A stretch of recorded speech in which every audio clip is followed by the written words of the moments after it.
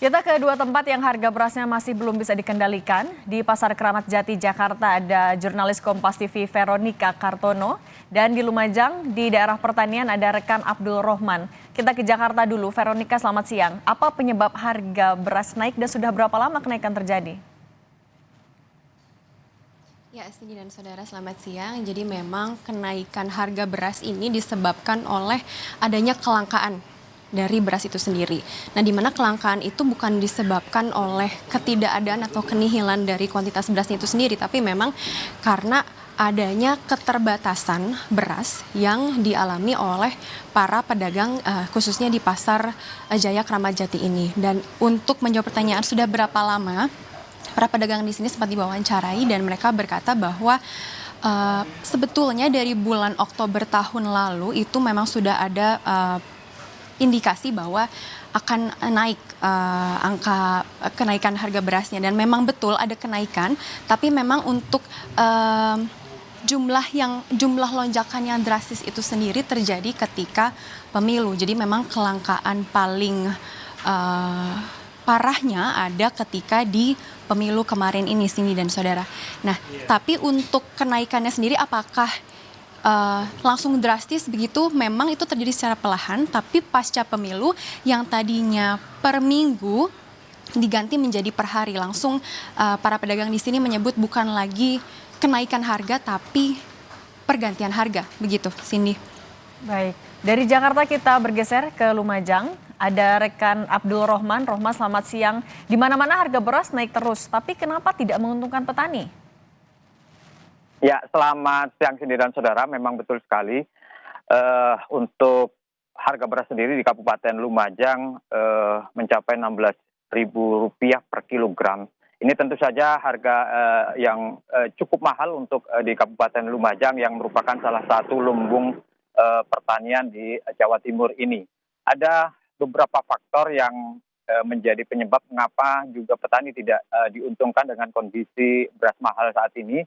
Adalah memang karena produksi daripada padi petani saat ini menurun drastis, yang biasanya per hektarnya itu mencapai sekitar 2,5 ataupun 3,5 per hektarnya, saat ini hanya mencapai seperti itu. Yang seharusnya 6 sampai 7 hektar, saat ini hanya mencapai 3,5.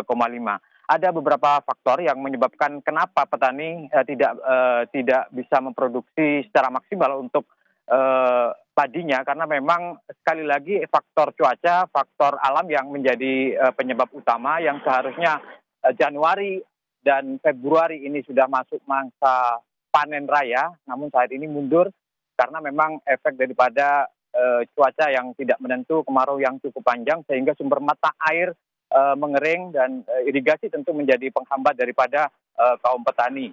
Selain itu, hama tikus, hama wereng juga menjadi penyebab daripada turunnya produksi pertanian warga, dan beberapa faktor lain diantaranya adalah irigasi dan lain sebagainya. Lalu saat ini siapa yang menikmati ataupun menikmati daripada hasil pertanian petani ini adalah berada di tengkulak maupun penggilingan. Sebab masyarakat petani saat ini selain dijual juga mengkonsumsi sendiri, namun saat ini sudah habis untuk dikonsumsi. Dan berikut wawancara dengan salah satu petani di Lumajang. Ada stok nggak di rumah misalnya itu? Nggak ada, karena kita kalau sudah panen itu dijual dan menyisakan untuk makan sendiri. Iya. Biasanya kita jual. Rata-rata petani tidak bisa menikmati harga yang sangat bagus ini. Sekarang di kisaran Rp8.000 sontor di tingkat petani. Ini tidak dirasakan karena hasil produksi petani pun sangat turun drastis. Yang biasanya kita hampir rata-rata 6,5, sekarang hanya tinggal 4 ton saja per hektar. Ya, selain turunnya faktor, selain daripada faktor alam, kesuburan tanah juga menjadi penting, menjadi turunnya produktivitas daripada hasil pertanian di Kabupaten Lumajang, karena memang saat ini banyak penggunaan kimia sintetis yang secara masif tentu akan mengurangi daripada kesuburan tanah, keasaman tanah yang biasanya adalah mencapai 7, saat ini lahan-lahan pertanian hanya 2,5 hingga 3,5 untuk keasamannya. Tentu saat ini pemerintah harus bisa untuk mengembalikan daripada kesuburan ataupun keasaman tanah yang saat ini berada di lahan-lahan pertanian masyarakat.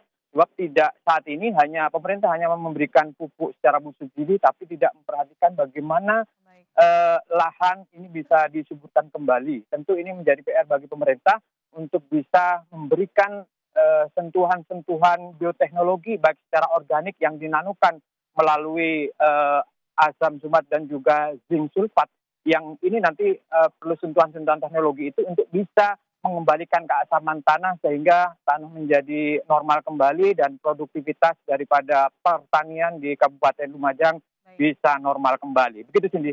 Baik, jurnalis Kompas TV Abdul Rahman dari Lumajang, Jawa Timur, dan sebelumnya ada Veronica Kartono dari Jakarta. Terima kasih rekan-rekan.